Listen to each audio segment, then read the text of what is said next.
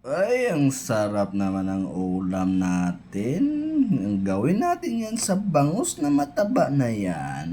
Mag-ihaw tayo. Ihawin natin yan mga loads. Ayan, yung ricado natin mga loads. Lagay natin yan sa loob ng tiyan niya mga loads. At saka i-marinate natin. Ang sarap naman mamaya yung kain natin mga loads. Yan na mga loads. Ayan na, marinate na natin yan mga loads at saka balutin na natin yan sa puwel mga loads.